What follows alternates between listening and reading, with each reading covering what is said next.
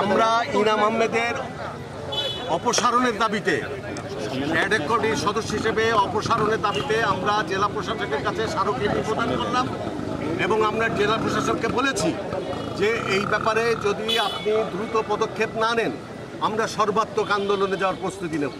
আমরা মনে করি এই দাবি না মানা হলে আমরা এ ব্যাপারে যশোর জেলা ক্রীড়া সংস্থার সকল কার্যক্রম বন্ধ করে দেওয়ার জন্য আমরা রাজপথে থাকব। আমরা এই আন্দোলন যতক্ষণ না পর্যন্ত সফল হবে ততক্ষণ পর্যন্ত আমরা রাজপথে থেকে লড়াই করব। প্রদানের পরে আমরা আগামীকালের কর্মসূচি ঘোষণা করেছি। সকল খেলোয়াড় সংগঠক বৃন্দ দুপুর 12টায়, আগামীকাল বুধবার দুপুর 12টায় আমেনা খাতুন গ্যালারির নিচে আমাদের অবস্থান কর্মসূচি ঘোষণা করেছি। সেখান থেকে আমরা পরবর্তী আমাদের আরও যে বিস্তারিত কর্মসূচি আছে সেখান থেকে সেদিনকার আমরা ঘোষণা করব।